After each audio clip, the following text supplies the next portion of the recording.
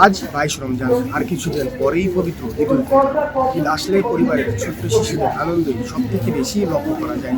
নতুন টাকা, পাহাড়ি রঙের নতুন পোশাকে রঙিন হয় তাদের ভুবন।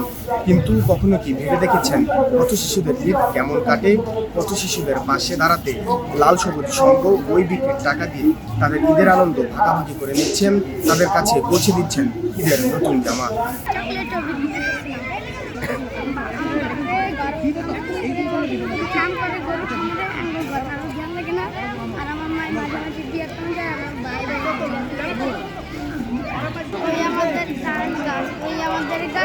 ওইখানেতে বাস করে কানা বুগির ছা ও বুগিতে খাস কি পান্তা ভাত চাস কি পান্তা আমি খাবো না কি মাছ খাই না যদি খাই অন্যদের তাপস করছি।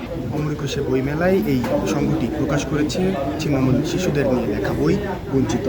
আর এই বই বিক্রির টাকা দিয়েই ছিন্নমূল পথ শিশুদের কাছে তারা তুলে দিচ্ছেন নতুন জামা আর নতুন বই। লাল সবুজ উন্নয়ন সংঘ নামে একটি স্বেচ্ছাসেবী সংগঠন রয়েছে। আমরা বাংলাদেশের 64 জেলায় কাজ করে যাচ্ছি স্বেচ্ছাসেবী হিসেবে।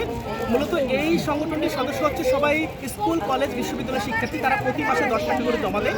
আর এই জমানো টাকা দিয়ে আমরা কত শিশুদের জন্য বা সুবিধাবঞ্চিত শিশুদের জন্য কাজ করি। গত 15 বছর ধরে কাজ করি।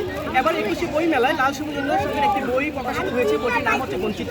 আমরা যে 15 বছর বিভিন্ন রেল স্টেশন, বাস স্টেশন সহ বিভিন্ন জায়গায় যে কাজ করেছি পথ শিশুদেরকে নিয়ে, সেই বিষয়গুলো নিয়ে হচ্ছে এবারের এই বইটি, যেখানে তাদের আত্মনাথের কথা রয়েছে, তাদেরকে কী করে স্কুলে ভর্তি করানো যেতে পারে, বা তাদেরকে যদি সরকার বা কোনো ব্যক্তি উদ্যোগী তাদের জন্য কোনো উদ্যোগ গ্রহণ করে, তাহলে তাদেরকে একটি সম্পদ হিসাবে কিন্তু আসলে আমাদের দেশে একটি সম্পদ হিসাবে করা যাবে।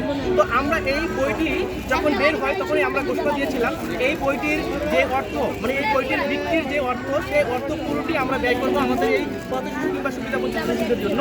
রঙিন ভাবনার শিশু কিশোরদের ঈদ হোক রঙিন আশায় ভরা, আর সেই আনন্দ ছড়িয়ে পড়ুক আমার আপনার পরিবারের ছোট্ট শিশু থেকে শুরু করে পথ শিশুদের মধ্যে। শাহরিয়ার জামিল, এটিএন বাংলা, ঢাকা।